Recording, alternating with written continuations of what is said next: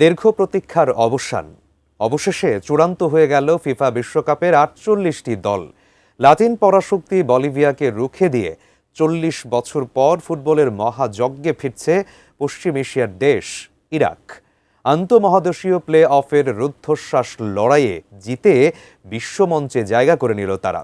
ইরাকের এই ঐতিহাসিক জয় নিয়ে বিস্তারিত জানাচ্ছেন বদিউজ্জামান মিলন। বলিভিয়ান গোলরক্ষক গিলেরমো ভিস্কারার কান্নার দৃশ্য যে কারো হৃদয় ছুঁয়ে যাওয়ার কথা। মেক্সিকোর গুয়াদালুপ স্টেডিয়ামে শেষ বাঁশি বাজতেই আবেগে ভেঙে পড়েন ভিস্কারা। একদিকে ৪০ বছর পর বিশ্বকাপে ফেরার আনন্দে একে অপরকে জড়িয়ে ধরলেন ইরাকের ফুটবলাররা, আরেকদিকে কাছাকাছি গিয়েও শেষ ধাপটা পেরোতে না পারায় কান্নায় ভেঙে পড়লেন বলিভিয়ার খেলোয়াড়েরা। ৩২ ইঞ্চি জেভিকো টিভি এখন মাত্র ১৫,০০০ টাকায়, সাথে পাচ্ছেন ৩ বছরের প্যানেল ওয়ারেন্টি।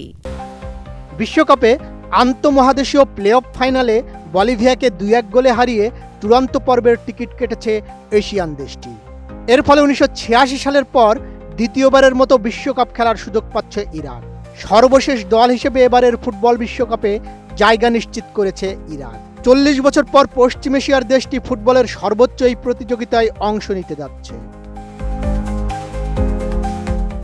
ম্যাচের ১৮ মিনিটে ইরাককে এগিয়ে দেন আলী আল মাহাদি।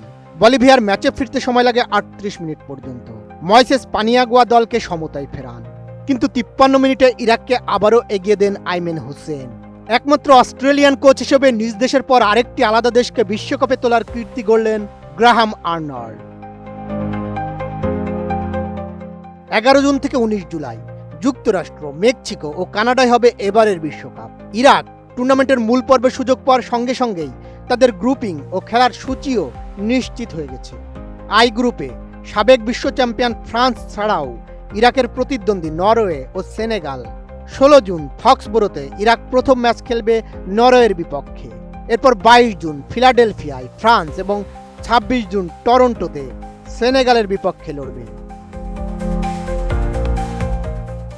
বদিউজ্জামান মিলন, এটিএন নিউজ।